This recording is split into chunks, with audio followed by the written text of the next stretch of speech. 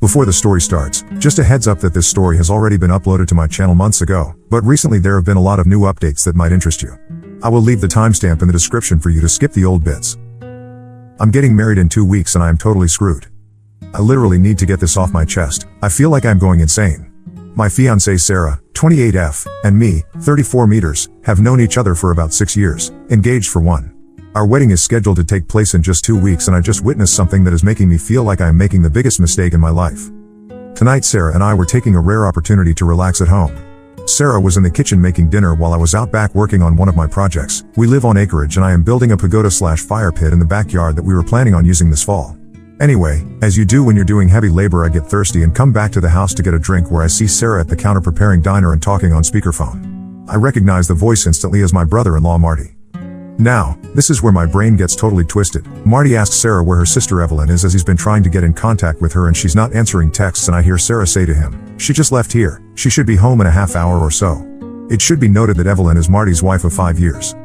I have to admit that I didn't immediately register what she had just said, because I went into the kitchen and grabbed a glass and asked Sarah what was that all about? And she responds with Marty was looking for Evie. I see her texting and I ask her, "What are you doing?" And she says I'm texting Evie that Marty was looking for her. Anyway, I pour myself a drink, sit down, have a sip, and then finally my brain starts to work. First off, I heard Sarah tell Marty that Evelyn was here. Evelyn was not here and the last time we saw her was yesterday when she came over to work on some last-minute wedding decoration stuff with Sarah. Secondly, why is she texting Evelyn and expecting a response when I distinctly heard Marty that Evelyn wasn't answering her texts? Lastly, why the hell would she tell Marty that Evelyn should be back in 30 minutes unless she either knows where she is, then why did she lie? Or she is, right now in front of me, texting her to tell her to get her butt home quickly. The only conclusion that I came up with is that Sarah is lying to Marty about the whereabouts of her sister, Marty's wife, and is probably warning Evie that Marty will expect her home in half an hour. I then spent probably the next 5 hours concocting various explanations for this behavior, some decent, some downright horrible, and playing them back in my head. I wanted, really badly, to ask Sarah about this, but at the same time, if what I think is going on, then I doubted I'd get a straight answer. Which brings me to about an hour ago. I woke up around 1 a.m. to use the toilet and I couldn't resist the urge to check Sarah's phone. We both know each other's pins, so this wasn't a difficult thing to do. Anyway, I grabbed the phone, retreated to the bathroom and unlocked it, and yup, it was exactly what I was afraid of and probably what most of you are expecting. Sarah's sister Evelyn has been having an affair for about 6 months with a coworker, and Sarah has been helping Evelyn cover it up for almost that entire time. There are literally hundreds of texts between them discussing it, discussing the coworker, discussing sex stuff, really embarrassing things about my brother-in-law, and probably uncharitable, just stuff that makes my stomach churn, and here is my soon-to-be wife going along with all of it without batting an eye. I took some screenshots of the entire thread, put the phone back where I found it, and then retreated to my home office to find myself here typing it all out on Reddit simply so I can avoid the primal scream that wants to come out of my mouth right now. I am totally 100% screwed. Reddit, I cannot marry Sarah. I just cannot do it. I can't think of any reasonable excuse she could offer me about assisting her sister in this affair and victimizing not only Marty, but their 2-year-old daughter as well. On the other hand, myself, my family, Sarah and her family, have all sunk an enormous amount of money into a wedding that is supposed to happen in around 2 weeks. There is no way we are getting any of that money back. On top of that, I feel like an absolute fool. Like, how did I not know this woman was like this? And what the hell am I going to do? I can't marry her, I absolutely cannot. However, I still want to. She's beautiful and fun and kind, and I thought we had a bright future ahead of us. She's never done anything wrong to me, but I just can't see her the same now. It's like a big black stain on an otherwise beautiful picture. I just don't know how the fuck I got this so wrong, and I'm absolutely dreading doing what I know I need to do. I feel like I want to vomit or break something. Edit, guys, you don't need to convince me to not marry Sarah. That's obvious, the wedding is off. I'm just trying to figure out my next steps and work up the nerve to do it. There's an incredible amount of pressure on me from the expectations of everyone, but I'm not going to buckle under it. I just am not relishing having to deal with the fallout, and I'm more than a little angry that I'm in this situation. Edit 2, it's 5 a.m, I have work in 3 hours and I'm running off a couple hours of sleep. I'm going to take a shower and head into work a little early to avoid Sarah and stew on this. Thanks to the supportive people here, and a big raspberry to the dillholes who keep saying I should figure out whatever good reason my soon-to-be ex-fiancé had for this garbage. Edit 3, I got into work around 7, no one was in the office, so I decided to start pulling off the band-aid and I called my brother. He lives in Australia, so he was still up after having just put his kids to bed. It was hard breaking the news to him about this because I know he has laid out a huge amount of money for flights for him and his family to come, but to his credit as an older brother, he didn't mention it one time and just backed me up.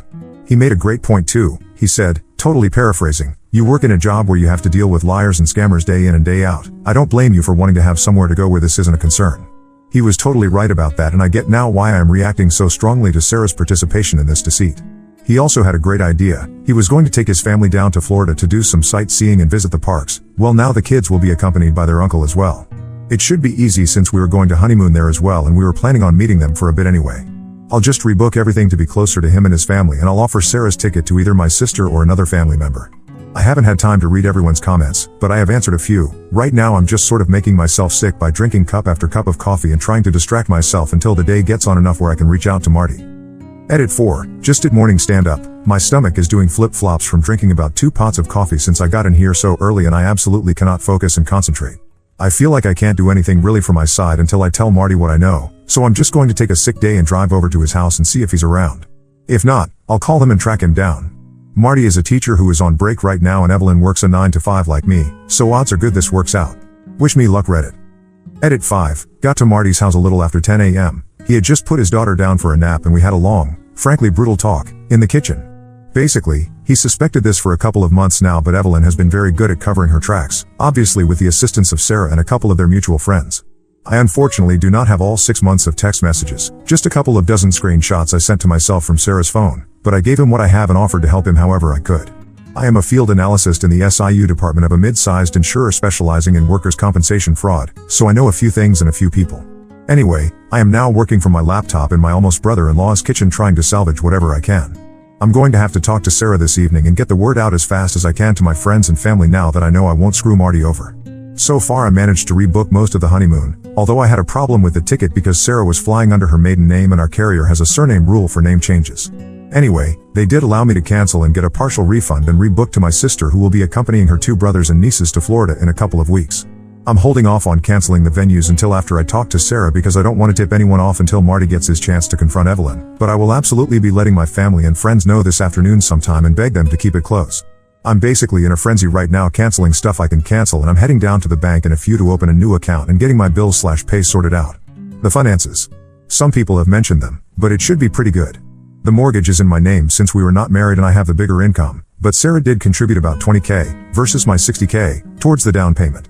I will have to probably pay her out that money and some portion of the mortgage payments for the last 16 months, but it could be worse. P.S. How come so many are confused regarding brother and brother-in-law? Edit 6. I'm going to go silent for a while. This post has already been circulating around TikTok and has gone way beyond what I thought it ever would when I was freaking out in the middle of the night. First off, I want to say something here. I do not hate Sarah. I don't approve of what she did. I frankly find it repulsive, and I'm shocked by uncovering how two-faced she can be and how she treats people, but I don't hate her. I am just incredibly sad about everything, and the I'm screwed part of my post is really the short time frame I have to work under. Basically, our relationship is in a state where I cannot get married to her, but we're supposed to get married in 2 weeks. Maybe if we had 2 months, or better yet, a year or so to work through this, my approach might be vastly different, but I don't have that luxury. I have to move now. There's just no way I can enter into marriage with the state our relationship is in now, so I'm not going to. End of discussion, guys. Anyway, I will report back later tonight with how everything today went. Hopefully it will be less traumatic than I'm anticipating. Edit 7. I have no idea how long a Reddit post can be, as I've never written such a long one before in my life, so I hope that this goes through. It's about 8:30 p.m. right now, and I'm writing this from my buddy's house. His name is Mark, and a former co-worker of mine that is also in the same field of work. As I mentioned in a previous update, I work as a field analyst in the SIU department of a decent-sized insurance carrier. For people who don't know what that is, I'm basically a private detective. My job is to investigate what we think might be fraudulent claims in regards to workers' compensation. Anyway, as I kind of hinted at, Marty asked for my help in finding out who the other guy was that Evelyn was cheating on him with. All we had to go on was a name. Let's call him Jake. The first thing I did was not some major amount of sleuthing. It was basically just going through LinkedIn trying to find the guy through Evelyn's connections, but that brought up nothing, which I thought was strange. Marty had told me that Evelyn was supposed to go out for drinks tonight after work and that she said she wouldn't be home until around 9 or 10. He didn't have to tell me what he suspected since I pretty much understood right away. I told him that I would help him, but he needed to come with me. I then contacted my buddy Mark, explained the situation to him, and had him agree to meet us later in the day. The first thing we did was drive over to Marty's parents' house so that they could watch their granddaughter. I don't know what Marty told them as I waited in the car. After that, we went to Evelyn's place of work. It's one of those large commercial strip mall type centers with all of these nondescript offices in a row and a large, non-gated car park. We drove around until we found Evelyn's car, and then I had Marty unlock it with the second set of keys. I then gave Marty a voice-activated recorder and a GPS tracker to place in the car.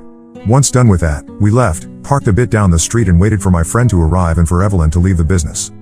Mark shows up about 20 minutes later, hops in the car with us, and around an hour after that Evelyn comes out of her office with two of her girlfriends and a tall, younger looking man with sandy blonde hair. They are obviously holding hands and I'm like, damn Evelyn, you're making it easy for me. I take a couple of pictures from the car and then wait for Evelyn to leave in hers and I start tracking her. At first I thought she might go right to a hotel or something, but she didn't. Instead she drove to a reasonably nice bar and grill in a nice section of town and parked on the street. I drove by her as she was getting out of her car and entering the establishment and then found my own parking spot and went over the plan. First we sent Mark in, since no one knew him. He had basically two jobs. First, try to get any compromising pictures he could of Evelyn and Jake, and second to be my alibi. Marty and I waited in the car for around 20 minutes until I got the first in the series of text messages from Mark. They were pictures of Evelyn and Jake making out in front of their two female co-workers. Marty's suspicions right, they were helping Evelyn hide the affair from him. He was obviously very upset and angry. Evidently one of the co-workers is married and as a couple they are good friends with Marty and Evelyn, both of them having toddlers around the same age. I ask Marty if that's enough for him, but he says he still really wants to know who this guy is. I try to tell him that we can find out later, but he's practically begging me at this point, so I tell him to wait, text Mark that I'm coming in and then enter the bar myself. First thing I see is Evelyn and her crew laughing and drinking at one of those tall round tables near the front window as I enter. I stop for a moment, pretend to be surprised and then call out to Evelyn. Evelyn. Hi. What are you doing here? She's obviously shocked to see me and everyone around her tenses up immediately. Evelyn quickly introduces me as her sister's fiancé and says that we are getting married in 2 weeks. There are a lot of congratulations from everyone. I thank them and then stick out my hand to the blonde guy and introduce myself with my full name, hoping that he'll respond in kind. He does and I'm a bit taken aback. He's not named Jake. I introduce myself to everyone else and then tell Evelyn that I'm here to meet a co-worker. I wave to Mark, and then excuse myself. Once I get over to Mark, I tell him the guy's name and we both whip out our phones and go to work. It doesn't take long for us to find him. He's got social media profiles and a couple of court case judgments against him. Everything sort of falls into place when we find out that Jake is his middle name. At this point I'm basically just grateful that Evelyn isn't cheating on Marty with two different co-workers. Turns out that Jake is 26, married and has a 1-year-old daughter. This just keeps getting better, worse. Anyway, I text Marty the guy's name and I decide I want to push my luck and tell him to wait a few more minutes. Basically, I'm playing babysitter here at the bar. I'm totally visible to Evelyn and her crew. I can see out of the corner of my eye that no one is particularly happy about this and my presence is really ruining the night. This is good. I let this go on for about 10 minutes and then tell Marty to text Evelyn that he's spending the night at his parents' house with their daughter. It doesn't take long after that until I catch Evelyn taking out her phone, showing it to Jake and then everyone deciding to pack up. Evelyn comes over to me, says good night and asks me if Sarah and I want to come over for dinner this weekend. I smile and say that sounds like a great idea and wish her and her co-workers a good night. Mark and I wait for them to leave, then pay our bill and hurry back to the waiting Marty. There's a bit of hesitation here, because we don't know exactly what Evelyn was going to do. Like I half assumed she might have already booked a hotel room and was heading there, which would have made everything a lot more complicated and limited what I could do, but it turns out that tonight was probably meant to be just drinks at the bar and it wasn't until Marty decided to spend the night at his parents' that it turned into something more. Evelyn made a beeline for home and we followed behind her way out of sight and parked down the street. It didn't take long after that until another car pulled into Marty's driveway and we saw Jake get out, go up to the door, knock and be greeted by Evelyn. They went inside together. Now, at this point it's about 7:30 and I have my own stuff to do tonight and I think, that as a friend, I've done pretty much all I can do for Marty and he can handle the rest himself. I mean, I feel bad for the guy, definitely, but I don't want to get any more involved in this drama than I already am and being the wingman for him while he confronts his cheating wife is a bit much for me considering my situation. Marty says it's fine, that he'll do the rest of it himself. Guess he's more of a man than you thought, Evelyn. He goes to Evelyn's car, retrieves my gear and we bid each other goodbye. That was almost 2 hours ago. I did get one text message from Marty saying it was done and he was going to his parents' house, for real this time, but my phone hasn't been blowing up, so I don't know what's been going on with Evelyn and I've been at Mark since then. I think that basically concludes my part in Marty's story. If he was smart and listened to my advice, he was recording with his phone when he entered the house. I'll find out later. Anyway, my biggest priority now is to head home and tell Sarah that the wedding is off. She's almost 100% going to take it badly, there's no way she won't, but like I said, I just can't get married to her right now. I don't know what the future holds for us, or if we will be done with each other or not, but definitely we are not getting married anytime soon. Also, for people who keep saying why didn't you talk to her first? Why didn't you confront her? I have to say, are you people stupid? She stone cold lied in front of me to her brother-in-law that she has known for about 10 years and purportedly thinks is a really great husband and father. Maybe you are naive enough to think that someone can lie that coldly to someone they are supposed to care about and then tell you the truth, but I'm not wired that way. Until that moment I never had cause to ever second guess Sarah or not trust her, but she was literally untrustworthy in front of my face and I'm supposed to let it slide or expect her to be honest to me? I guess you don't know what it's like to have your entire view of someone shift in an instant. It's disorienting and frankly, a bit panic-inducing. I'm actually impressed I kept my head and followed my instincts instead of pressing her right away because it led me to the truth. It would have been ridiculously easy for her to lie to me and then delete those text messages, and if she had done that, then I would never have read the horrible things she said, never seen how she can be so duplicitous and two-faced, and never realized how little I actually knew about her. I'm going home to talk to Sarah. I'll update later to let everyone know what the final verdict is. Don't expect it to be a good one. Edit 8. Well, I had the talk with Sarah last night. It was pretty insane. I'm honestly burned out and still exhausted, even though I took another sick day and slept in until almost 11:15. Sleep deficit is real. I know everyone is thirsty for updates, but as much as it's therapy for me to write them, I am just absolutely drained, and as you may have noticed, I don't know how to be short. Just call it a character trait from my profession and the endless amount of minutiae-filled reports I've written. I will give the TL, doctor, and I promise to do a proper update later. Long story short, I came home to talk to Sarah about canceling the wedding and found her comforting Evelyn on the couch. I almost turned around and walked out but didn't. Words were exchanged. Tears were had. People got really angry and the cops were called. I collapsed and slept for like 10 hours, and my phone is practically glowing from the heat of a bajillion unread messages and missed calls. If it vibrates anymore, I'm going to take it to Evelyn's office and charge $10 a minute to sit on it. Stuff is really up in the air. I have a lot to do today. My family already knew what was going on by yesterday afternoon, but I need to contact some friends today and get a move on other things.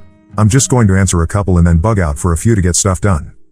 First, I am not James Bond. I am the guy that follows around the disabled construction worker to his Zumba class or skydiving lesson. I've been doing it for about 5 years and I'm pretty good at it.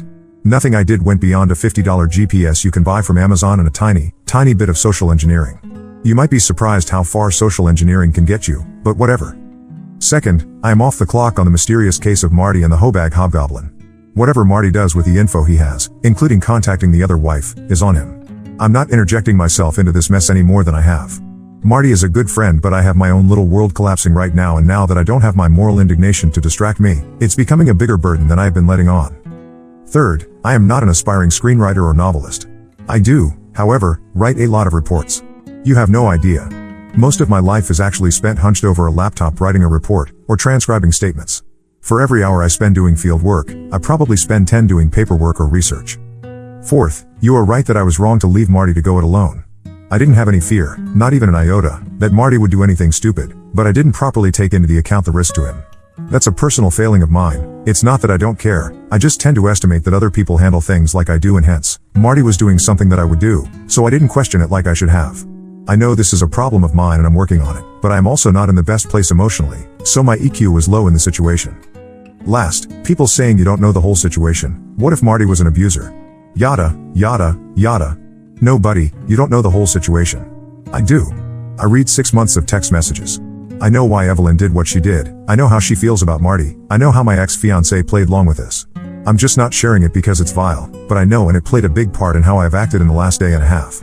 Trust me, if Sarah had done something, anything other than encouraging and egging on Evelyn, we'd all probably not be here. But she did, so we are. Anyway, that's it from me. I will try to update again in the next few days with the whole fallout, but I am probably going to be mostly off Reddit for now. Best of luck to everyone, and thank you to all the people backing me up. It meant a lot to me and helped keep me sane. Well, some semblance of sane anyway. August 8th, 2023 update. Hi, it's me again. I want to thank everyone who has sent me kind messages and support here on Reddit and even on other platforms. This has really blown up, and frankly it's totally bizarre to see my life plastered all over the internet, but it's also nice to see so many people seeming to be genuinely concerned for me. It helps a lot. At first I had a bit of trepidation about how visible this became, like what have I done? But since this past weekend I decided to just roll with it. After all, the cat is already out of the bag and I really believe I've done nothing wrong here, despite a small minority of commentators saying otherwise. I guess there is a lot to go over and so much has happened. Most of it, if I'm honest, hasn't been that great. Well, it's actually been downright shitty, but I'll get to that.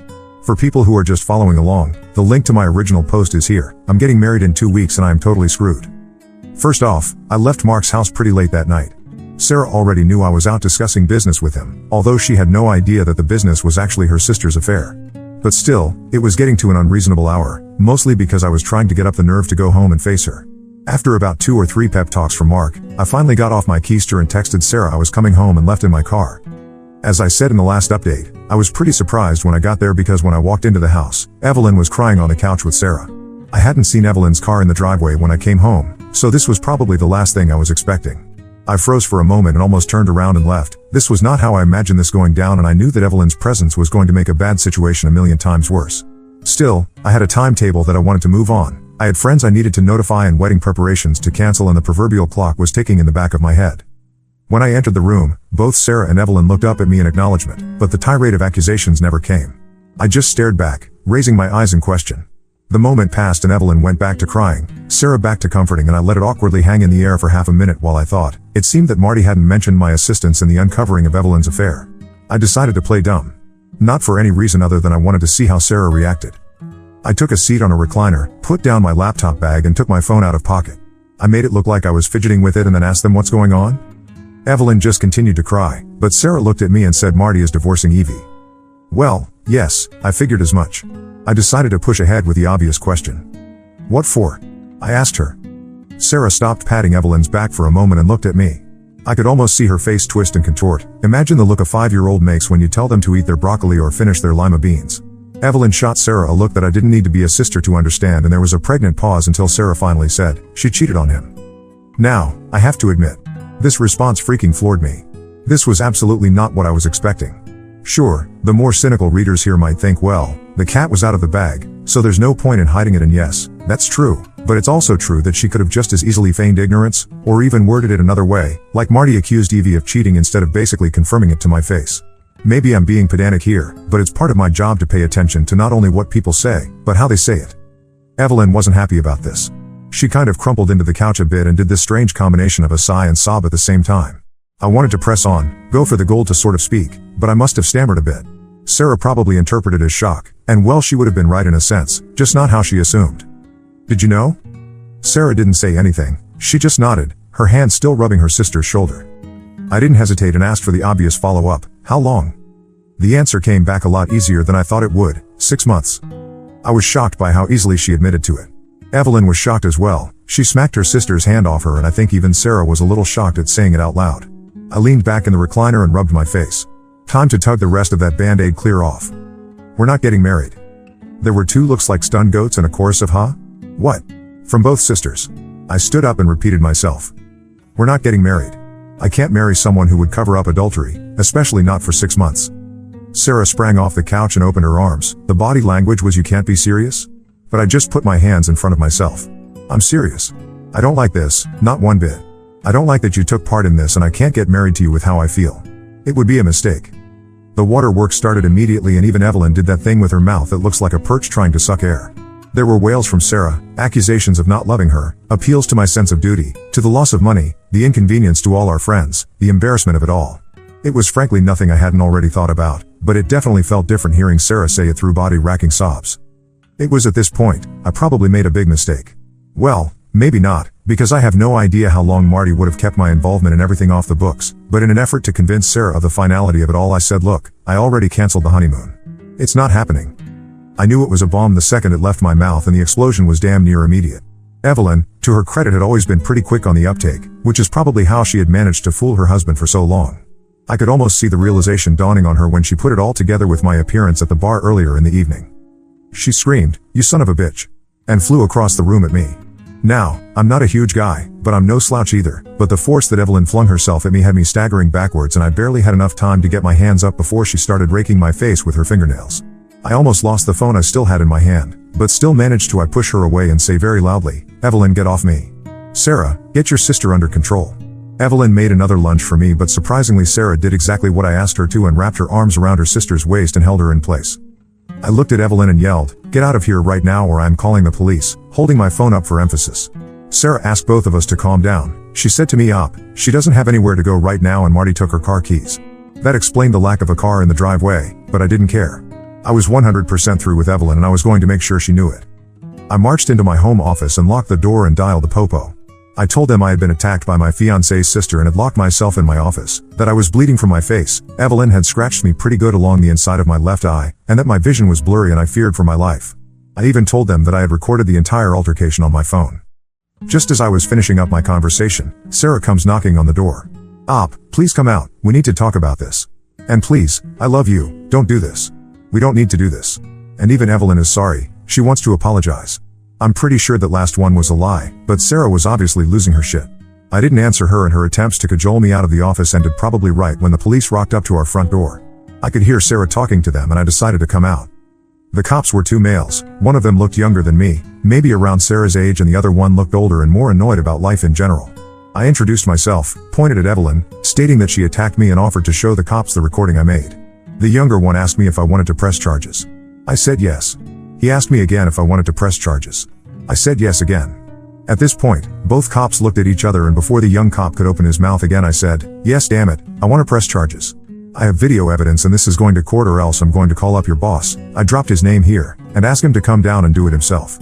I think they were pretty surprised that I knew his name, not that we are friends or anything, but given my line of work I spend plenty of time interfacing with local law enforcement, and I have met most of the brass, or talked to them on the phone a couple of times in the last few years.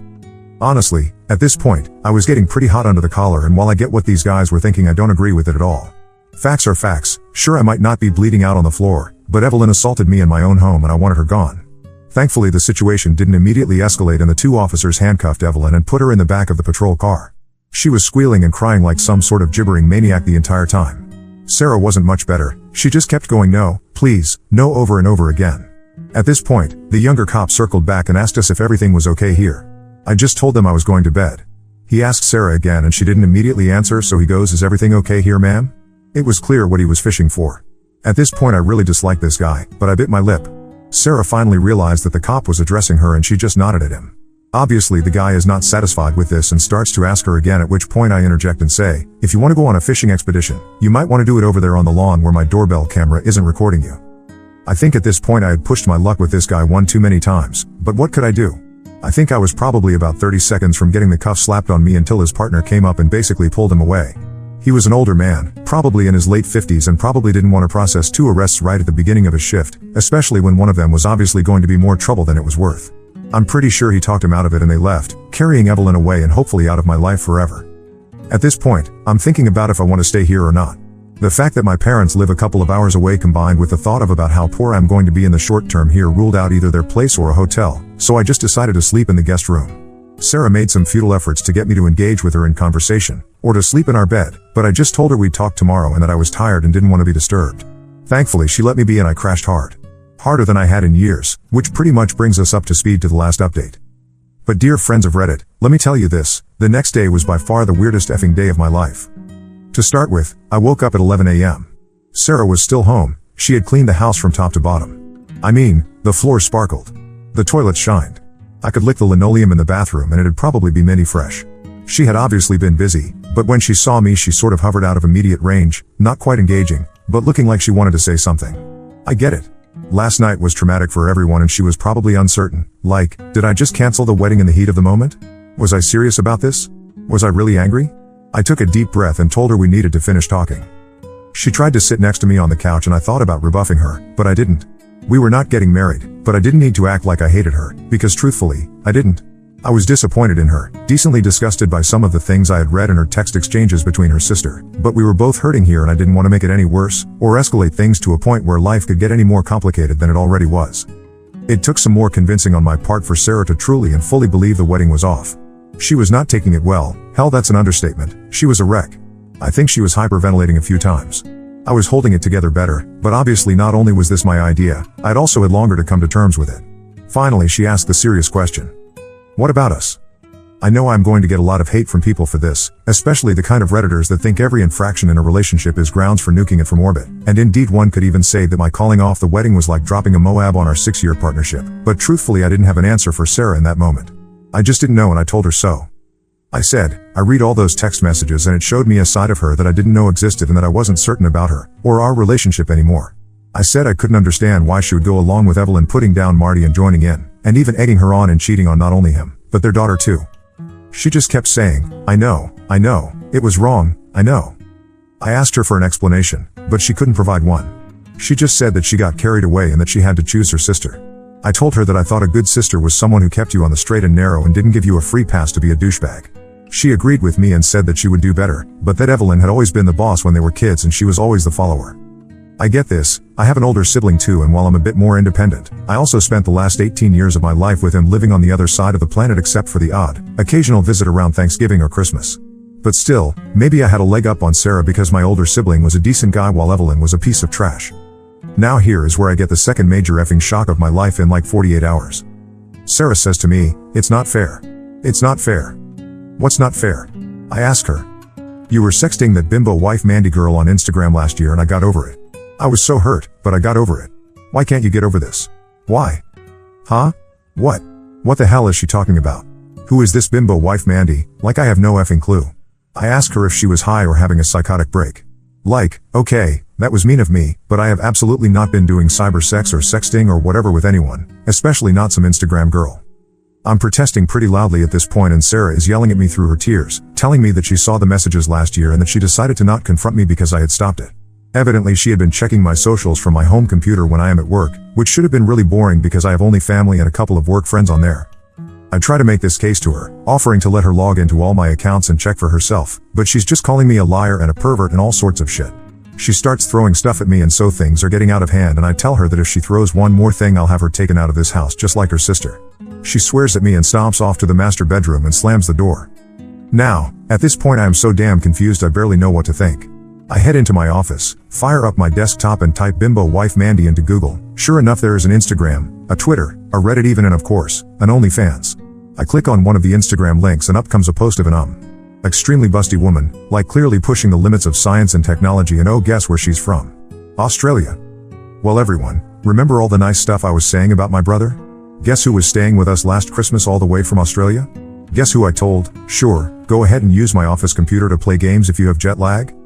As far as I can tell, my brother, after his wife and kids went to sleep, logged into either Insta, or something and was probably paying money to sext with this girl. What a great effing guy. Now, I would love to call my brother and not only confirm my suspicions, but also give him a goddamn earful, but it's like 2 or 3 in the morning there so it's going to have to wait, but I am crawling the walls here trying to sort out how I feel about everything. I feel totally let down by everyone. I think to myself, damn, what is this world coming to? For a brief moment, I try to connect the dots between whatever the hell Sarah saw my brother do and what she did with Evelyn, but try as I might it doesn't really come together. Maybe she's a more tolerant or forgiving person than I am, which is why she didn't confront me when she saw this, but I wish she had. It would have given me an opportunity to directly tell her my whole personal stance on these things and to even show her how I would act. It might have influenced her in a good way later on, or maybe it wouldn't have mattered, I don't know. All I know is that this post is becoming a novel and I have blown off most of the morning when I should be working to get this out of my head and onto this page.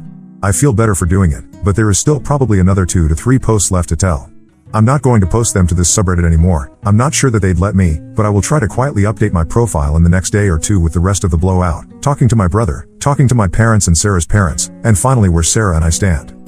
One thing that I can say however is it seems like most of my immediate family relationships are incredibly strained for various reasons. My parents are largely supportive, but that's becoming less so now that the reality of the financial loss is setting in. Yes, the marriage is still off. That was pretty much a certainty from the get-go. Sarah's parents are a bit more pissed and I'm sure they are sticking pins in voodoo dolls crafted in my image right now.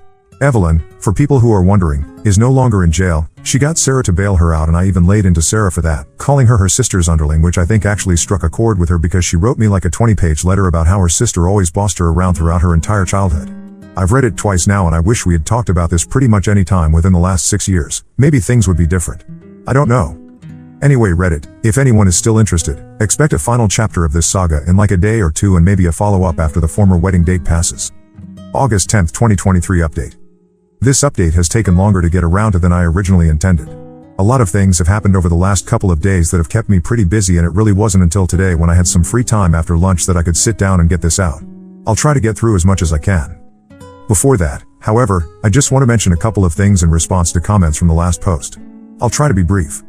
Firstly, I don't know much of what's going on with Marty and his divorce, other than to my knowledge, he's still divorcing her. Obviously no papers or anything, but the intention is clear. In addition to that, I'm not really in the position to be advocating for any sort of course of action that Marty should take, or offering him legal advice, or assisting him in doing anything to the other man, or tracking down the other man's wife, etc. Marty is a grown-ass man and he can do whatever he wants with the situation, and my position, as his friend, is just to support him and offer advice, if he asks for it. Secondly, this isn't some sort of guerrilla marketing for an OnlyFans girl. If it was, I should have done it on the first post which hit the front page of Reddit and was seen by over 3 million people. Also, given that this post got so popular on Reddit, it's not really a surprise that bimbo wife Mandy, another Redditor, happened to be following the story and saw her name. It could have easily been any other of the hundreds and hundreds, maybe even thousands, of girls who use Reddit to post their pictures.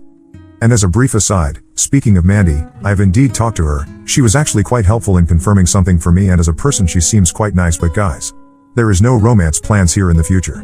Mandy is married, evidently quite happily so, and for almost 2 decades. I think the handle bimbo wife Mandy should have given that away, and frankly, while her husband must be cool with it, she's way too much for a mere insurance guy like me to handle. Seriously. So, with that all out of the way, onto the update. Last time I wrote in, I ended it up with me assuming that my brother had used my office computer to chat with Mandy, but it was too late, his time, for me to contact him. I am one of those guys that once a problem is put in front of him, I must be actively working on trying to solve it. This is great for my career choice, but in situations like this, all I was doing was driving myself insane. So, I decided to take a deep breath, leave everything until later and carry on with what I needed to do. First thing up was attempting to contact every person from my side that I had invited to the wedding that I had not yet informed about its cancellation.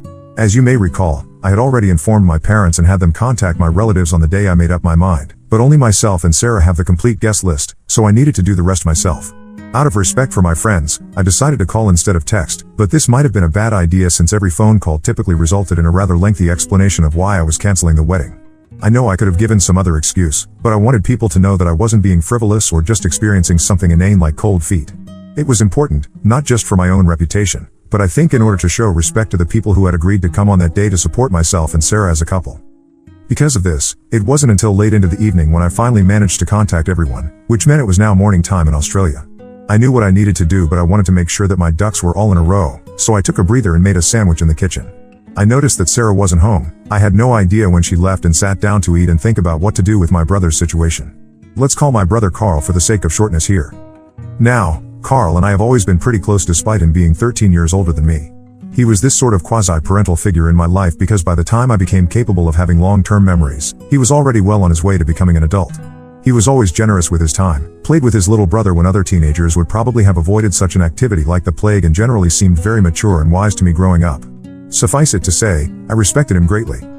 The idea that he had been sexting with a girl who wasn't his wife, in my house, was something that I was still coming to grips with, and I needed to decide what to do. Talking to him about it was obvious, but at this point, given how much of a shambles my relationship with Sarah was, I didn't know if I cared about having him confess just for the sake of clearing my name. Was there anything to salvage anyway?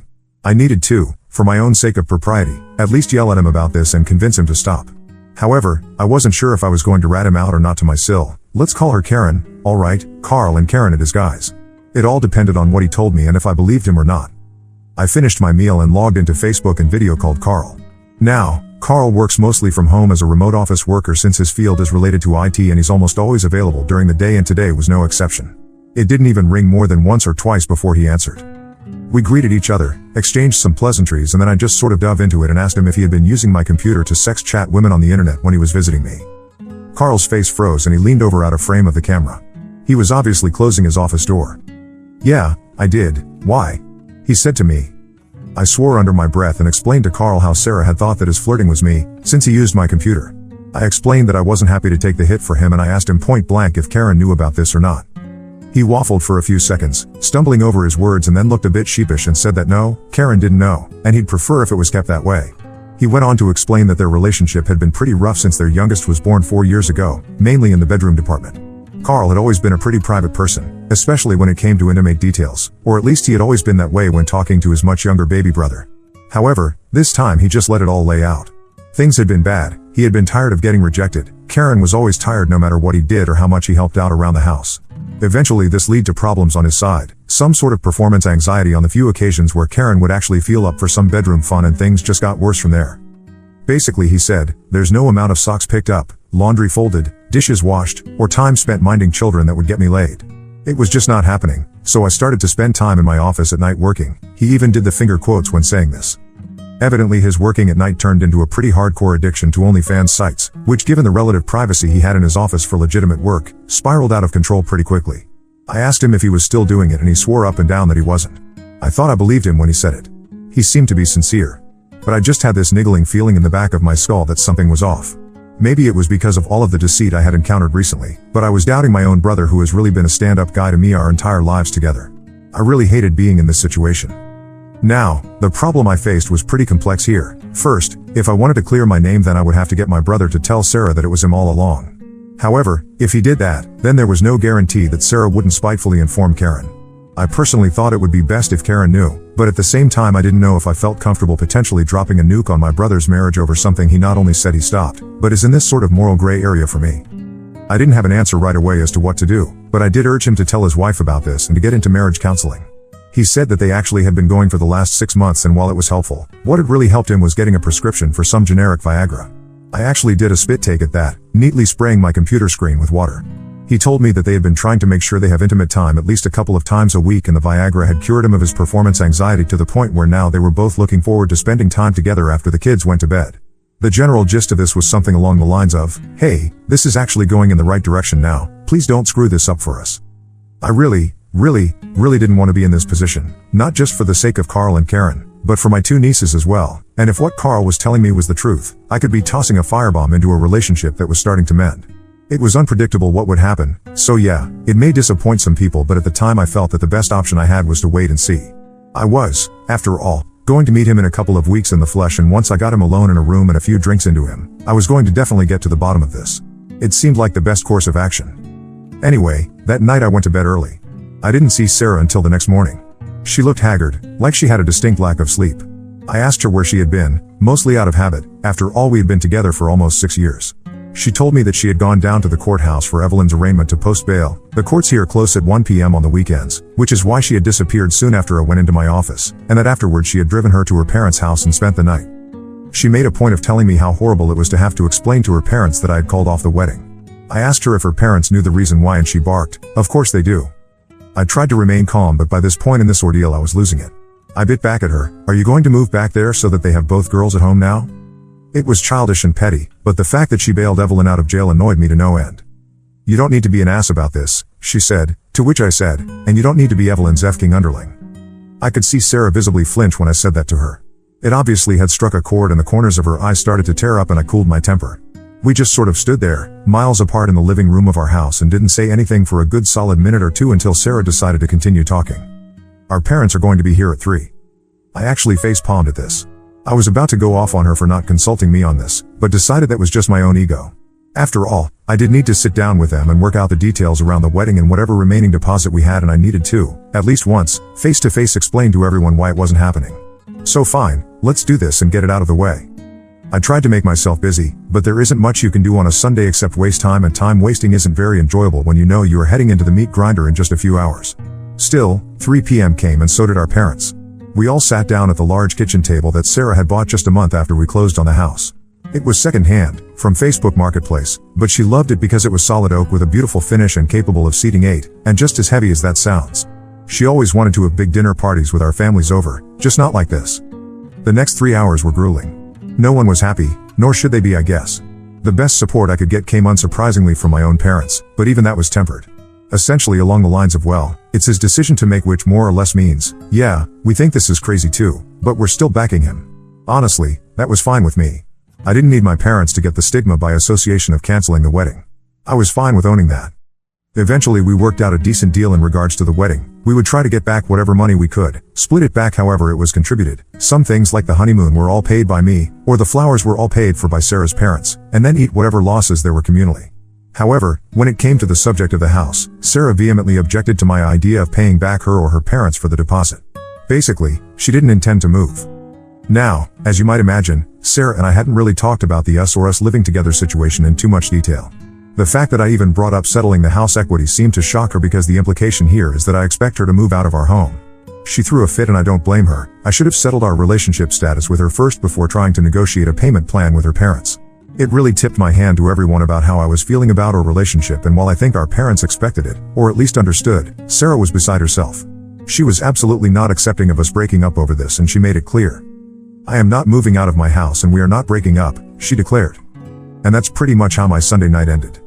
After our parents left, Sarah and I tried to talk it out some more, but we kept running in circles around each other, and I had to curb my natural inclination to run her down until we got a resolution. Truthfully, I was pretty damn tired as well, and I just wanted to turn off my brain. Believe it or not, we just ended up sitting on the couch and watching a movie together in silence until it was time to go to sleep. We left it there with a "we'll talk about it more tomorrow," and retreated to our separate rooms. On Monday, I woke up to a large handwritten letter slid under the door from Sarah. I took a brief look at the first few pages and decided I would deal with it later and went to work. When I left, Sarah was still in bed. She must have been up late writing that letter. At the office, I rescheduled some meetings and started calling venues and vendors that were on my list. The other ones were being handled by Sarah or her parents. It was a mixed bag of results. The catering people were adamant that I pay most of their fees under the pretense that they had ordered most of the food. I shot back at them over this, like were they expecting me to eat a week-old steak? But my appeal fell on deaf ears. I tried talking to the woman who ran the catering business and explaining what happened, but that seemed to only firm up her resolve to get as much money as possible out of me. Inversely, the DJ that I had hired for the entertainment was incredibly kind and gave us back almost all of the money. It wasn't much, however. Things went on like this, and during the day between making calls and doing work, I read Sarah's letter. Now, this is 20 pages of written words, so I'm just going to summarize. The gist of it was that ever since childhood Sarah has been bullied by Evelyn, and in response, Sarah's way of dealing with this was to essentially go along with whatever Evelyn wants to hear. She went on to say that it had become sort of a general way of operating in her life, that she was just afraid to rock the boat, to cause a problem, or sometimes even to voice an opinion. I reflected on this because truthfully, when I look back at our relationship with a more critical eye, I kind of think that Sarah was a bit too perfect of a girlfriend. What I mean by that is, she never disagreed with me, never picked her plans over mine, or even really advocated too strongly against anything I wanted to do. She went out of her way to make herself appear useful and all around acted more or less like a yes woman in our relationship. I mean, we had never even so much as had a minor disagreement in 6 years, let alone a full-blown argument until now. It sounds great from a relationship standpoint, until of course, it's not. I couldn't shake this feeling that Sarah has this deep-seated insecurity and need to make people happy. You know what they call people-pleasing behavior. When I start looking at it this way, a lot of things make sense to me, and I start to realize that despite being with Sarah for 6 years, I don't actually know her that well. It's like she's put up this image around her which is really just a mirror, a reflection of whatever she thinks people want to see, and in the case of our relationship, she's more or less been acting my role of the perfect girlfriend while never really letting me inside to see who she is as a person. Hell, I can't even say that what I saw in those text messages is the real Sarah, because it's almost certainly just another reflection, this time of Evelyn and all her warts and faults. This may sound weird, but it's like we are in this unequal relationship. Whereas maybe she loves me for who I am and how I wear my thoughts on my face and my heart on my sleeve, but maybe I only love her for the mirror she is holding up to my face. I don't know. If this sounds too metaphysical for you, then I'm right there as well. It's like this wisp of an idea that I'm still trying to catch by my fingertips. All I know is that in the last few days I've probably learned more about Sarah than I had in the last 6 years, and the letter she wrote me was the first real view into her childhood that I had glimpsed. That night we talked more about this specifically, about her childhood, about her behavior. The conclusion that we came to is that she needs help. She's a grown woman who is sadly stuck acting like a child, too scared to displease anyone, lest she face her sister's wrath, or her parents' disapproval, or the loss of love from the one she loves. This is no way to have a relationship, and I can say that I feel much more confident and assured that my decision to call off the wedding was the correct one. In fact, it could not be any more correct. That night, after our talk, I went to bed with much less angst than I had in a few days. So, this basically brings me up to our last update, and once again, it's a freaking novel. I won't wait 2 to 3 days to do another one, otherwise I will keep falling forever. For people who have been wondering, the entire situation with my brother is more or less resolved, and I'll get to that tomorrow, but the situation with Sarah and I is still up in the air a bit, but there is a semblance of a plan going forward. I promise I'll get to it as soon as I can, but as you can imagine there is a lot to write and I can only do what I can do. August 31st, 2023 update. Sorry this update took so long to get around to, but to be blunt, after the chaos that happened initially started to die down and my state of hypervigilance started to dwindle, I found myself sinking into a deep depressive funk that sapped most of my will to do almost anything, and recounting the shit show that is my life became really unappealing. However, the date for the wedding has now come and gone, and I'm on vacation with my siblings and my brother's family and starting to really feel like most of this is behind me. So anyway, on to the updates. First off, since this is the thing that seems to really bother people, my brother and his wife are doing fine. Like I said in my last post, I urged my brother to tell Karen about his, what do I call this? Sexting? With the Australian of girl known as Bimbo wife Mandy, whom, by the way, is a very lovely person. I sort of hinted in my last update that I had gotten confirmation from Mandy to back up my brother's story, and according to her, the timelines matched up, and not only that, but his account no longer exists. Now, she could be lying to me to protect a customer, but I don't think that's the case, and she seemed like a genuine person. My brother, for his part, did tell his wife what had happened in one of their marriage counseling sessions, and according to him, she took it pretty well and is treating it as water under the bridge. I did pull her aside last week and ask her if she was really okay with this, and she told me, I'll have to paraphrase this a bit, we're not as squeaky clean as you think. Both of us watch porn, and that's basically what I consider this to be. It's not like he was going to run off and have an affair with her. I asked her if she would feel the same way if he had visited a prostitute. It's legal where they live, and she said no, she wouldn't, but he didn't. So I guess that's their clear line. It's a bit different from mine and a lot of really loud people on Reddit, but if the noises I heard coming from their hotel room last night are any indication, they are doing fine and their dead bedroom situation is totally resolved. Honestly, these two are borderline taking advantage right now, since my sister is taking the place of Sarah. They switched rooms with her and now the kids are with her, and they are both little girls and love having a sleepover with their auntie, and they have two babysitters who are happy to take the kids while they run off and do Lord knows what. We know what, but let's not talk about it. Overall, I think I did the right thing in giving him the space to make this right on his own, even though people hounded me for it. I will strongly argue that the situation with my brother and the situation with Evelyn were like comparing night and day. I don't agree that cybering someone you know as a professional sex worker is anywhere near the same ballpark as actively carrying on an affair, and I don't think my actions and how I dealt with it were anything close to how Sarah did. Like I said in my previous post, she not only hid the affair from Marty, she actively engaged in disparaging conversations about him and said several other things that I won't recount here for various reasons. Suffice it to say, I feel good about this choice on my part, and people who don't agree with me can put their heads in an oven for all I care. Next up, I think, is the wedding itself. There isn't much to say here. Sarah and I and our families lost our shirt on it, but that was expected. I forced the caterer who had ordered all that food to either give me back a bigger refund or give me the food, and she chose the latter, which is fair enough. We now have a lot of frozen steak, chicken and fish. It was delivered to my parents' house, and I think they are passing it out to interested parties. Likewise, some wedding gifts from faraway relatives arrived and are at my house until we can send them back, but overall the date just came and passed, and for the sake of both of our sanities, Sarah and I spent it apart. As for the issue with Marty and Evelyn, I don't think this is something that is going to be settled anytime soon. Marty is absolutely divorcing Evelyn, but it's difficult for him, primarily because she's making it difficult by begging him to reconsider. On top of that, school is starting again, and so Marty will be back with his students instead of taking care of their daughter every day. I think that's really hurting him right now, because spending every day with his parents and his kid was really helping him mentally. Also, despite what some people have wished for, Marty hasn't made a big stink about this at Evelyn's work, despite the fact that he probably could get them both fired since it became obvious that they were using work trips to hook up on the company's dime. Nor has he gone and told Jake's wife about the affair either, something I strongly disagree with. When I questioned him about it, all he said is that he's in no big hurry. After all, he has the text messages, the photos from the pub, and the video he took when he entered the house. Basically, he could bury this guy whenever he wants to. I think in some kind of twisted way, hippy-dippy Marty the Birkenstock-wearing teacher is enjoying making this guy sweat it out. Either that, or maybe he's enjoying making Evelyn fully realize her place in the world at this point, just a side piece to a married man.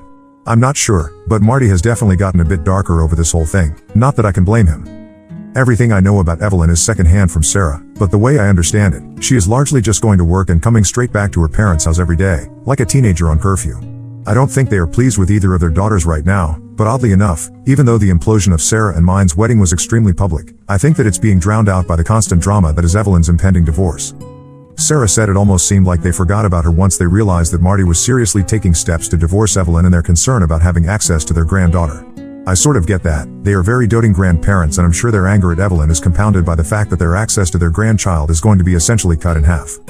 Now, on to the big event. Sarah and I. First off, I don't think that this update is likely to make anyone happy, not the people who urged me to yeet her out of my life, nor the people who demands that I treat her with sympathy and compassion for her obviously screwed up mental issues. The facts are that aside from the lying and hiding the affair, what shook me the most was probably the way that she carried on with her sister in those text messages. Maybe people would understand me better if I shared them, but I simply refuse to repeat it, and I don't want to get into arguments over their content. Suffice it to say, it was enough for me to reconsider Sarah's complete character, which is largely where I am at today, still considering it. That's not to say that we are still together, definitely not in the way we were an engaged couple, but we haven't completely closed the door on the relationship either. I've come to understand a bit more about what kind of person Sarah is and which parts of her are genuine and which parts are facsimile constructed in order for her to ingratiate herself to people, her sister included. Basically, it helps to be able to put a name to what is going on with her, this people-pleasing behavior. It helps more to understand how it started, her family, with copious examples retold to me, and it further helps that she is actively seeking help for it. On top of that, even though I found her behavior extremely gross and inappropriate, I give her a lot of credit for how she dealt with the situation when I came home that night to find her and Evelyn on our couch. She didn't lie, she didn't minimize, and she largely took accountability for what she did. Remember, at the time she didn't know that I had seen her text messages with Evelyn, and she definitely could have tried to omit her participation, or minimize it some way, but she didn't. She was truthful to me even when she knew it would make her look bad. That actually counts for a lot in my book, which is why I'm looking at simply changing the chapter instead of closing it. To be clear, this isn't a victory for the forgive her and blame everything on the sister crowd, because frankly I haven't forgiven her and our situation is very different now. She has moved back into her old room at her parents' house, much like Evelyn, although Sarah will probably be out of there in a couple weeks because she says the environment is not good for her mental health or getting help with her issues, and I am paying back her equity in the house in fortnightly installments out of my pay until we are all caught up, which will help her defray the costs of getting an apartment on her own. We are definitely not together right now. Sarah really did not want to accept this at first, and I can see her point of view, even be sympathetic to it, but also if she really has these emotional problems that it appears she does, then I felt that pushing the issue could be the way to light a fire under her pants to get her to finally seek some real help for them, and just forgiving her would be tantamount to sweeping everything under the rug, which in the long run would spell disaster for our relationship. I really wish that she had opened up to me earlier before all of this hit the fan, because I'd much rather handle the problem as a loving partner and support her more closely, but she didn't really give me the opportunity to do that, which is a shame, so this is the best I can do at this point. So, basically my situation is more or less just wait and see on the Sarah front. Maybe one, or both of us, will get tired of this and completely throw in the towel and move on completely. It could almost certainly be me, but frankly I've no desire to further complicate my life by being intimate with any other woman right now, so I think if anything we're looking at a period of months down the line here until we get a firm resolution one way or another on this front, and I'm frankly fine with that. Not everything needs to progress at a hyper-emotional breakneck pace, and if I look at my situation, I'm fine. Financially we're separated, we're not living together, and I'm cautiously cynical about the entire situation. I'm also not kidding myself. If at any point I think that Sarah's issues are too big of a deal, or that I can't see us rebuilding trust with each other, then I will dip.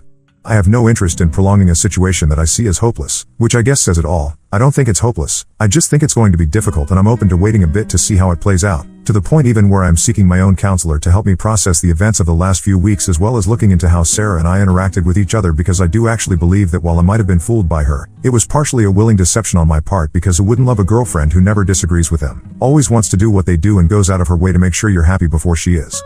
The thing I am struggling with, and maybe Sarah as well, is how much of that is genuine love she has for me and how much of it is just a deeply ingrained need to please other people born out of her fear of rejection and anxiety? I guess, barring throwing in the towel, when we reach the bottom of that question, we'll know the answer to Sarah and mine's relationship. I know it's not the update that everyone wanted, but it's all I got. Maybe check this space in a few months and see how it played out. Once again, thanks everyone who sent me supportive messages, and a pox on the rest of you, lol. Comments. Did you tell Sarah that you have now spoken with that model? Oop, yeah, I cleared up the whole situation with bimbo wife Mandy and my brother, and even offered to get my brother to confirm it, but Sarah believed me straight away. I asked her why she didn't immediately bring it up if it made her so uncomfortable, and she said more or less that she was too afraid to lose me over it, which I pointed out to her was part of the overall problem she has. She agreed with me, and it turned into another long discussion about her insecurities. Like I said in my post above, I understand, at least intellectually, what she is going through, and I'm willing to give this at least a little bit of time to see how the situation evolves, but ultimately I'm not too keen on being in a relationship with someone that essentially practices deception as a way to deal with her insecurities. She really needs to overcome this, not just to have a relationship, but as a person, in life in general. Good luck to you up. It sounds like a very mature way of handling things. Have you asked if she ever cheated on you? Oop, was never really a concern of mine and still isn't. Like I elaborated before, she has been largely attached to my hip for years now, and I mean this. No after-work drinks, no girls' nights, no weekends away with the girls, nothing like that, and I have had complete access to her phone, social media, etc., since we started living together. I think what she did with Evelyn was shitty, but I also think from understanding her better, that this was her way of not being confrontational with her older, domineering sister. Basically, I know she has some problems, but I don't think that this is one of them, so in his testament, it never crossed my mind to even worry about it, and frankly, due to my line of work, fraud investigation, she'd have to be beyond world-class to pull something off like that under my nose. Hell, the whole reason why I called off the wedding was just spurred by me catching her in a single lie. Will I be the asshole for not helping my friend in his bitter divorce from cheating ex-wife? I honestly hope everyone can follow this, because sometimes I can't. I have a friend, Marty, who is currently engaged in a bitter divorce from his wife. She was caught cheating over a month ago, and I was one of the people who helped expose her, so there is a bit of history here. They also have a young child who is living with the husband and being taken care of by his parents when he is at work. Now here is where people are going to have to start keeping score. The STBXW in this situation is actually the sister of my former fiancée, Sarah. We are currently in its complicated kind of relationship. 2 days ago she comes to me and says that she heard her sister and parents conspiring to falsely accuse him of something that would allow for an emergency custody hearing.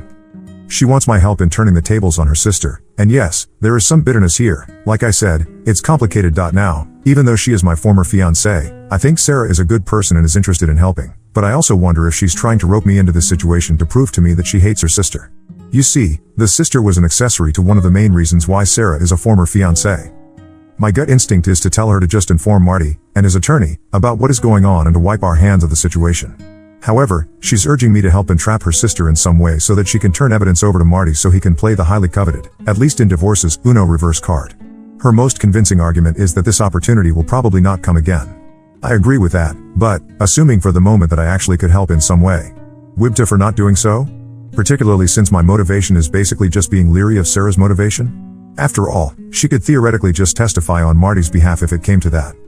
Judgment in the post was, not the asshole. Comment. Just tell Marty what Sarah told you. Plotting to entrap his wife behind your friend's back is not a wise decision, particularly when a child is involved. The divorce sounds complicated enough without the two of you planning something, which sounds like the motivation for Sarah is revenge. Oop, I hear you on this, but the problem I am facing is that me just telling on them isn't really good enough. It's essentially hearsay. I need Sarah to go and front the claims to the lawyer and sign an affidavit, but she's reluctant to do that since it will then be obvious to her parents that she is the one who did them in. Hence why she is asking me to help her collect evidence to pass along to Marty in a more anonymous way. I honestly feel like we've been going around and around on this for the last day or so, but to put it bluntly, she's struggling with dealing with the shit show that will erupt by being willing to testify, especially since she is currently living with her parents. I do get where she is at. She wants to do the right thing, but she's threading the needle in regards to her own situation. The one good thing about the situation is that it won't be too late for her to testify on behalf of her soon-to-be former brother-in-law, so if she waffles a bit, hopefully she will do the right thing in the end. December 5, 2023 update. It was almost 2 months ago when I made my original post about my former fiancée reaching out to me asking for help in regards to an issue in her family. I think some people had some decent advice in that thread, and it really helped me clarify my own thoughts on the matter. Basically, my distrust in the sincerity of Sarah's intentions was both probably overblown on my part, as well as immaterial to what I really should be doing as a friend to both her and Marty. In regards to Sarah, I think that it was very apparent to me that her relationship with me wasn't as important of a motivator in her actions as I was selfishly assuming. She had, still has, to be honest, a huge beef with her sister and feels incredibly horrible about not just her part in Marty's current situation, but how the upheaval has affected her 3-year-old niece. Add on to that a lifetime of family resentment, and I think she was keen to do something, anything, to screw over Evelyn. Who wouldn't be? Her reaching out to me was more or less because out of all the people she knows, I would be the one most likely to help and offer good advice.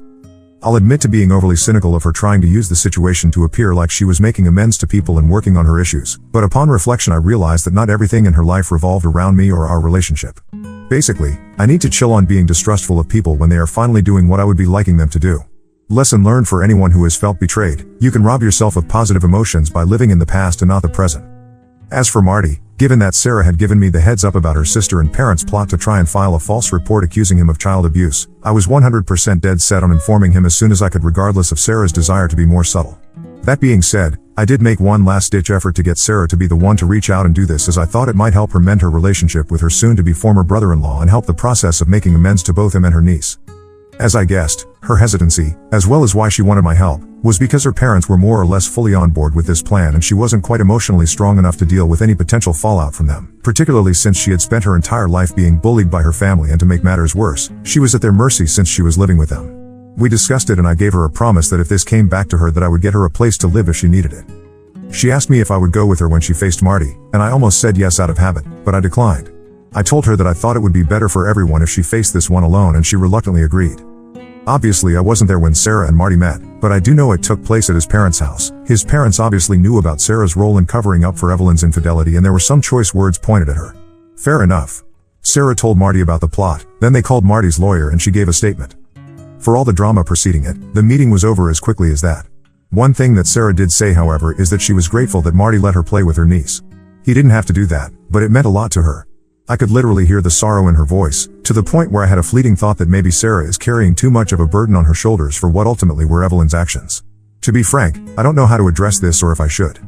I'll try to finish this up quickie since there is a word limit several weeks past. My offer of a place to stay wasn't needed. Sarah managed to get her own apartment not too long after we spoke, although I did speed up the money I was paying her back by a couple of weeks to help facilitate this. Anyway, shortly after she moves out, Evelyn finally makes her move. I don't want to get into exactly what she accused Marty of, but it was pretty vile, as in, something that could get you killed in prison if it was true. Frankly, I was shocked when I heard it because as despicable as Evelyn is, I never thought she was that horrid, nor her parents who seemingly went along with this.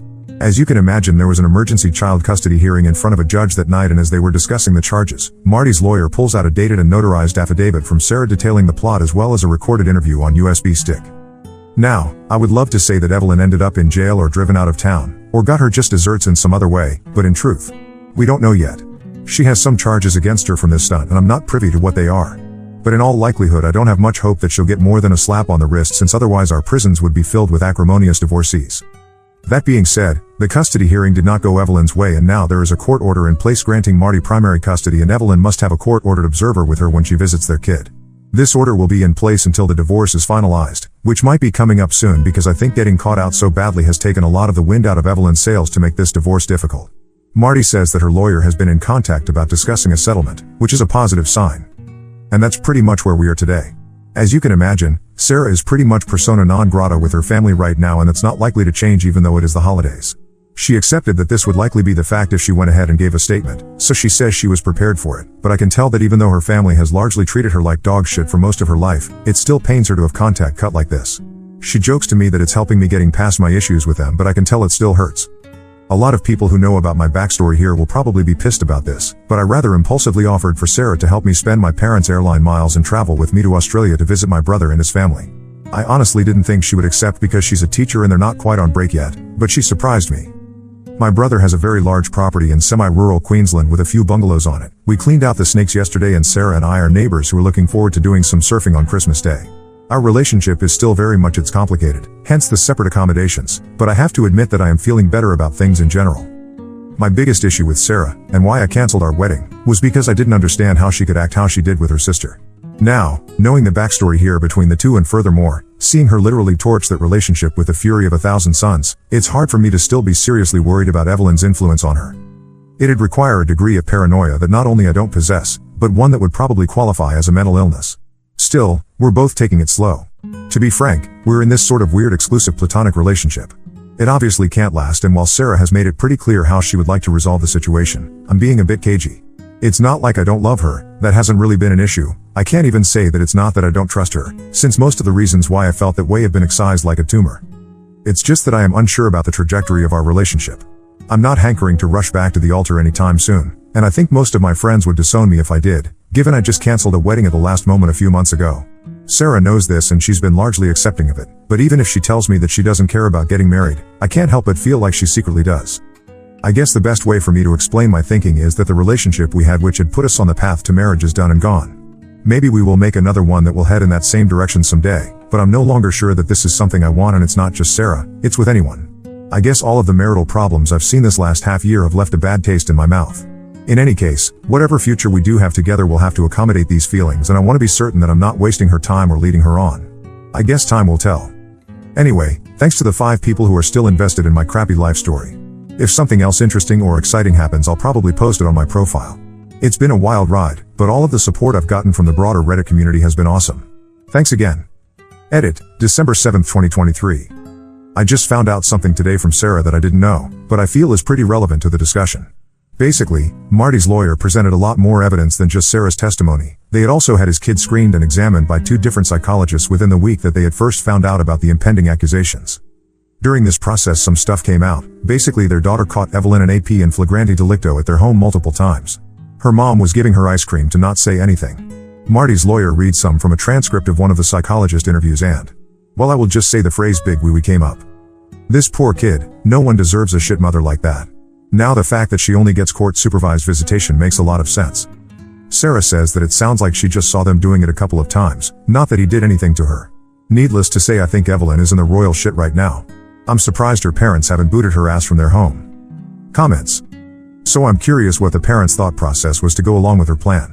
Is it just to punish Mark for not wanting to be cheated on? Is it because their poor baby got what she had coming? But good on y'all. Y'all helped make the niece's life better. Now you both need therapy BC while you are understanding where you have issues. Going 100% another direction isn't the answer. Oop, I'm pretty sure that it was all about custody of the kid. Marty and his daughter were living with his parents, so that made him de facto the primary caregiver, and he was letting Evelyn have it with the divorce, basically asking for primary custody, letting her have their daughter every other weekend, the house and part of her retirement accounts. Basically if Marty got even close to what he was asking for, they might be lucky to see their granddaughter once a month, maybe twice. I think they couldn't tolerate it and it drove them to be stupid. On Evelyn's part, I think she was hoping to get Marty to tell his lawyers to back down. I don't think they anticipated being foiled at the initial hearing and were hoping to negotiate. Definitely a case of F around and find out if you ask me. I have a question about how you were able to verify that your brother stopped talking to that model. Did he use his real name with her, or did you know his username? Oop, yes and yes. Seems as if your ex has stepped up to make amends for facilitating the betrayal of Marty. Have you spoken to him? Oop, we talk, but we're not super best friends, so I'm sure there is a lot of stuff going on that I don't know about. It's his business really. If he wants to talk to me about it, I assume he would. June 19th, 2024, update, divorce results. Hi everyone. It's been a while since I've logged into Reddit on this account, only to see a couple hundred messages begging me for an update, so I figured I would at least sort out a few things that are commonly being asked. First off, Marty and Evelyn are divorced. It took a bit over half a year for it to be finalized, but despite Evelyn's hijinks and stalling, that seems to be about typical for where we live. The only real notable things about the divorce itself is that Marty was granted primary physical custody of their daughter, which was seen as a bit of a coup considering how these things typically go, but to be fair, Evelyn mostly did that to herself. Marty's lawyer was able to make a huge stink about her false charges in the court as well as the psychologist's reports, and that was combined with the fact that Marty already had custody. Him and his daughter had been living with his parents since he filed. The judge seemed to think that it was appropriate to basically just leave things how they were. It's true what they say, guys, possession is 9/10 of the law. Keep that in mind if you ever get divorced yourselves. The financial fallout didn't seem to be that big of a deal. The house was sold, Marty got a slightly bigger share of it than Evelyn did in lieu of maintenance/alimony, and that was that. I actually had dinner with Marty at a little bar and grill close to where I work one night, and he thanked me again for my help and had a lot of nice things to say about Sarah, which I appreciated. She's really been coming through as an aunt for his little girl and spending time with her pretty frequently. I didn't point out to him that this is because there's no way she'd get to see her when it was Evelyn's weekend, as the sisters are still not talking, but I'm sure he can figure it out on his own. One interesting thing that came out of that dinner is that Marty told me that Evelyn wrote him a big letter during the proceedings, begging him for another chance, and in this letter she confessed a lot of things that even Sarah was unaware of. Turns out, this wasn't Evelyn's first adultery rodeo. She had cheated on Marty when they were dating and again shortly after they got married. Marty and I were both stymied by that. Why would you marry someone you were cheating on? Like, no offense to Marty here, but he's not rich and he's not some super stud, just a slightly quirky normal-looking high school teacher. If Evelyn didn't like that, then she certainly didn't need to marry him. Anyway, it blew my mind. Anyway, she went on to say that she was seeing a therapist and working on herself and all the usual stuff, but neither Marty nor I felt like therapy would help her very much. I mean, it was clear to me that Evelyn's cheating wasn't because of some undiagnosed childhood trauma or self-esteem issues. Given what she tried to pull in court, it's way more likely that she has a morality problem, and I don't think therapy can fundamentally change the nature of someone that drastically. I shared with Marty some of the insights I had gotten from my conversations with Sarah about her relationship and childhood with Evelyn, and we both came to the conclusion that fundamentally, Evelyn is just a user. She will basically do whatever she wants, use anyone however she wants, and she will never consider how it impacts other people because she feels she can just manipulate everyone into getting off her back. Suffice it to say, Evelyn's letter didn't have much of an impact on Marty, or rather, it only firmed up his already solid resolve to divorce her. Marty said that he felt that she was so dishonest and manipulative, that even her mea culpa confessions had an air of manipulation about them. I tend to agree. I think it was a last-ditch effort to try and appear truthful to him. Too little, too late. Secondly, during this dinner Marty also told me that he had finally contacted the wife of Jake, the affair partner, a couple of weeks ago. I asked him why he waited so long, and he said he just wanted to make sure that it didn't impact his divorce with Evelyn in some sort of way. I didn't like that answer, but I could at least understand it. He said that she was a nice lady who was apparently incredibly shocked when he presented her with the evidence of what Jake and Evelyn had been up to. Remember, Marty had video of them in his house. It seems that Mrs. Jake had absolutely no clue that anything was going on. She was too busy dealing with their small child, I think 1 or 2 years old. Marty felt pretty bad about the whole thing, but he said that if the situation was reversed, he would have wanted to know. I could only nod in agreement with him there. It seems like a difficult, but necessary thing for him to do. There's no update on if that couple are getting divorced or not, but Marty said he had the impression that she was going to try and salvage something due to their small child. I did ask him if he was interested in getting back at the guy, but Marty just waved me off. He said that anything he did to him would probably just make it harder for his wife and kid, and he'd rather just get on with his life. I can understand that, but I think Marty is a better guy than I am, because if I was in his shoes, I would have really put the screws to the guy. Well, I guess Jake has enough of his own problems right now anyway. Lastly, I know people really want an update about me and Sarah, so here it is. We had a good trip in Queensland. The weather was hot, but evidently pretty mild this last Christmas. There were lots of beach days, lots of spending time with my nieces. Sarah is an elementary school teacher and she's fantastic with kids. All in all, it was a great time. I think Sarah and I both found it really helpful to be away from home for a couple of weeks. Being together in a different setting really helped us focus on the here and now and not so much on the wild trip we'd both been on. By the time we left to come back to the States, we were both in a very relaxed state of mind, and a lot of problems that we had that seemed very difficult to get past started to feel a lot smaller. That's not to say that there aren't still sore spots for both of us. Predictably, my newfound desire to never get married has not been easy for Sarah to adjust to, and to be frank, the better our relationship got, the more this became an issue. I had to explain to her that it wasn't really about us, or just about us. It was more about witnessing a bunch of bullshit in a short period of time by a lot of different people that turned me off to it in general. The cheating, physical and emotional, the lies, the pain, all of that. It just seems way too heavy for me right now to contemplate. She stewed on that for a few days, and then one night while we were washing up from dinner, she asked me if I still intended to have children someday or not. It was a fair question, and one that I hadn't really been asking myself. You see, one of the things I'd been looking forward to was starting a family with Sarah. I mean this sincerely, she would be an amazing mom. She works with kids every day, so you would think it would put her off, but rather you can tell that it's basically her calling. Just the way she is with my nieces is freaking adorable. Anyway, I realized that while I may have emotionally given up on marriage, I hadn't given up on having a family. I know that sounds odd, but you can tell that I hadn't thought this through all the way. Sarah's question basically made me think much more longer term than I had been willing to do previously, and I struggled to come up with a good answer at the time. I was pretty open to Sarah about what I was feeling at the time, and she seemed like she understood. She said, "I want a family too, but if you don't want one, I'd still want to be with you." It was nice to hear, but I'm not so sure that I would be happy if that's the case. Like I said, Sarah would be an amazing mom, and it feels like bullshit on my part if being with me denies her that opportunity. We went back and forth on this a little bit, with me trying to convince her she was giving up too much and her holding fast to what she said and not backing down. We basically ended the discussion with an agreement on both sides to think about it more and come back and talk about it later. So, that's what I did. I know some people don't want to have kids, but deep down inside I knew that I did. More than that, I wanted a family, something approximating the family I grew up in as a kid, and to me that means a mother and father, together, with their children, all in the same house. At this point, the point of being married or not becomes essentially moot, because if you split, there's still child support and custody, and likely you'll be a de facto spouse anyway, so splitting communal property and all that jazz. It's like the old saying, 6 of one, half a dozen of another. You can call it whatever you want, but effectively it's a marriage, just with a certificate or not. Once I had accepted that, I asked myself if I would get into this kind of child-rearing / common law / marriage type situation with any other woman than Sarah. Like, would it be easier for me to commit to that if it was a different woman? The more I thought about it, the less I felt that this was true. I love Sarah, that had never been in doubt. My trust in her had been damaged, pretty seriously, but if we had more time and hadn't had a wedding looming over our heads, we might have been able to make it work. I felt pretty strongly that the time constraint had played a bit part in me pulling the pin on the impending nuptials. Now, before anyone gets their hopes up, Sarah and I didn't rush out and get married. We did, however, sit down again and have a more serious talk about our future, one that was frankly, way overdue. I acknowledged that I still wanted to have a family in the future, and she said that if we did have children together, she would prefer to be married or at least cohabitating. I pointed out to her that these were basically the same thing in our state, at least after a couple of years.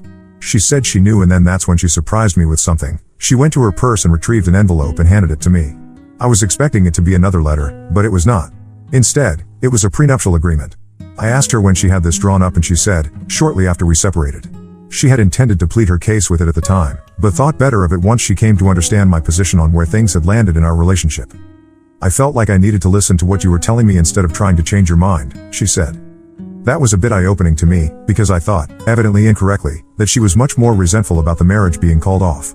She said she was more hurt than resentful, and if she was angry, it was at herself for being stupid. Still, she had held on to the agreement, probably because she was hoping that if the opportunity ever came up, it might prove how serious she was taking what she had done. I asked her, if I had asked you to marry me, would you have shown this to me? And she said, absolutely. I need you to have complete trust in me. I don't want to let you, or me, down again. I'm pretty good at reading people, and this felt like as honest a statement as I have ever heard from someone. I read the agreement, and yes, I checked the date on her signature. Her story checked out. It seemed pretty sensible to me, and there was even an infidelity clause in it where it was spelled out exactly what was considered infidelity. It was pretty eye-opening to me. Sarah evidently considers a lot of behavior that I might have given a pass on, much more serious. I mentioned that to her, and she said we could revise it later, after a good discussion, but the main points were pretty solid. I agreed with her. Anyway, we put the agreement aside for now and talked a little bit more about where we go from here. Short and long of it, I asked her to move back in with me. I think she was stunned by this because she immediately broke down crying. Sarah is a messy crier, even when she's happy crying, and my t-shirt suffered for it. She still has a few months left on her lease, so she's going to ride it out until that's over, and then we'll move her back into the house. She said that when she moves in, she should sign some sort of rental agreement with me. I told her I thought that was a bit over the top and months away, so let's just park that thought for now. I won't say that it felt like we closed one chapter and started another, because it's not quite like that. We've been going through a long process of sorting out our feelings, talking to each other, and on my part, really observing her actions. In fact, one of the things that was kind of a downer at the time is that Sarah said to me, "This is the best thing that's happened to me in a long time, and I have almost no one I can talk to about it." You see, it's not just Evelyn that she's not talking to, but she's still not talking to her parents. Her father has made some overtures to stay in contact, but her and her mother are basically treating each other like they died. I have some pretty complicated feelings about this. On one hand, I think her family has been a big problem for her, and even if she's been working through it with a therapist, neither of us think she is prepared to deal with him yet. But on the other hand, I do wish that things didn't have to be like this for her. After all, my family and hers seem like almost complete opposites, and I guess I just wish she had been born into a family like mine instead. There's a lot of really good parts of family life and having good siblings and parents that Sarah has never really experienced, and this makes me sad for her. Hell, it makes her sad for her as well. But, if there's a bright spot, it's that my family never stopped caring about her. Even my parents, I think, have been silently rooting for us to figure things out. So, that's where we are at today. We're still working through things at what probably feels like a glacial pace for readers here on Reddit, but that's just how life works sometimes. Overall, I would have to say that despite appearances, our relationship is much stronger now than it was before I called off the marriage. We both have a much deeper understanding of each other, and frankly, Sarah has really demonstrated a lot of emotional growth in the last year. Jesus, it's been a year, an entire year. It's surreal to me how it's flown by, but I'm glad to put most of it in the rear-view mirror. Like I said, I don't think we've turned a corner. It's been way more gradual than that, but I definitely do feel like after some soul-searching that we are back on the right track. P.S. For anyone who cares, I plan on finishing that pagoda this year. There's still enough time to get it done before summer is over, and I'd like to have at least a few fireside nights outside with my ex-fiancée and current girlfriend.